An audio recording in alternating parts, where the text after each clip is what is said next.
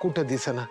मी त्यांना यायला येळ आहे का? यायला हवे होते एवढ्यात, पण अजून आले नाहीयेत. मारुती दादा, तुमचं काही काम होतं का गुरुजींकडे? हा बाय बाय. काय झालं काय? काही नाही, तुम्हाला तर माहिती आहे पारूच्या आयुष्यात काय चाललंय ते.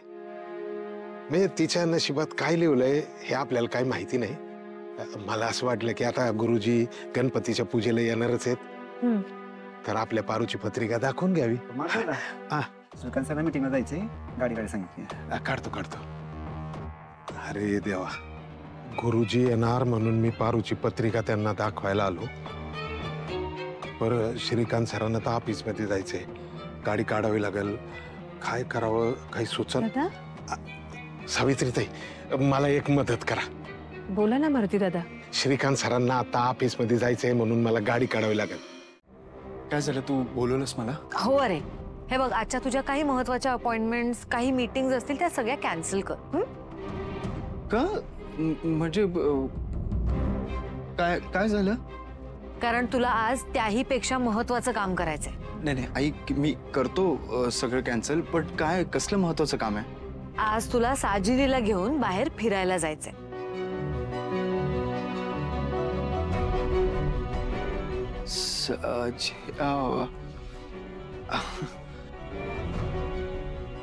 आई, ऍक्च्युली मला खरंच आवडलं असतं, पण ऑफिसमध्ये नाही, खरंच खूप महत्त्वाची मीटिंग आहे आणि ती कॅन्सल. मोहन सांभाळून घेईल अरे सगळं, तू कशाला काळजी करतोयस?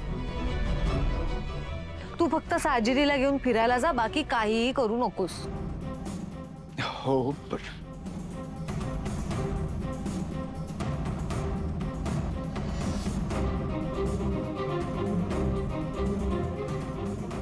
काय चालू आहे? जिच्या सोबत जायचंय बाहेर, तिच्या सोबत तर जाता येत नाहीये. माझ्या बायको सोबत 2 शब्द मला निवांत बोलता येत नाहीये आणि हिला कुठे घेऊन जाऊ बाहेर फिरायला? तुला नाही जायचंय का बाहेर? ऑफकोर्स मला हिच्यासोबत कुठेही बाहेर जाण्यात इंटरेस्ट नाहीये.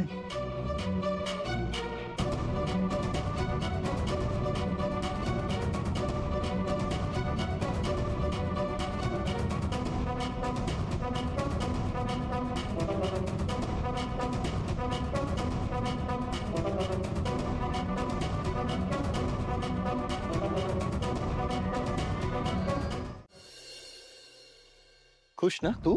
हा, खुश आहेस ना? सांगत होतो तुला, मगाशीच गेलो असतो आपण. तुझ्यामुळे, आता फक्त तुझ्यामुळे मला कारण नसताना त्या मुलीला घेऊन बाहेर फिरायला जावं लागतंय. का चिडचिड करतोय? काही काळजी करू नकोस, तुला गरज नाही साजिरी सोबत जायची. का रे, का सुनामी येणार आहे?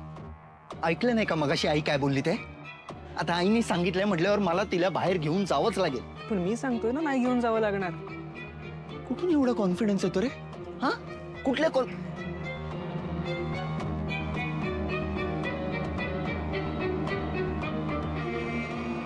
चला, मी रेडी आहे, निघूया.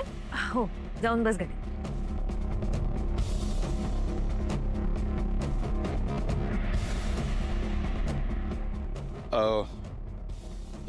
येतो आई.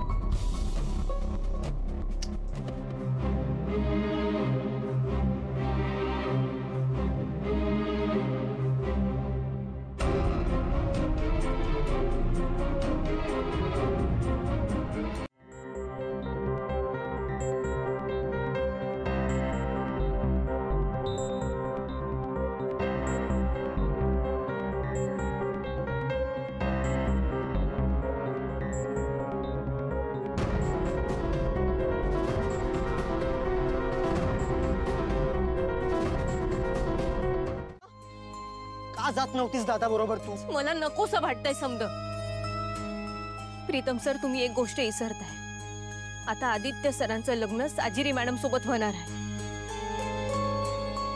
आणि त्यामुळे मी ठरवलंय जितकं जमल तितकं आदित्य सरांपासून लांब राहायचं.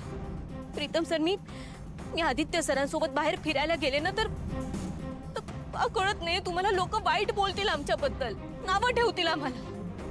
आमच्यापेक्षा आदित्य सरांना नावं ठेवतील सर आणि ते मला नकोय. हेच पारू, लोक काय म्हणतील लोक. अरे नसतो यार लोकांना एवढा वेळ. आणि सतत तू लोकांचा विचार करणारस का? तुझ्या आणि दादाच्या आनंदाचं काय पारू? मी नसतो ना पारू तर ते आज दोघं फिरायला गेले असते बाहेर.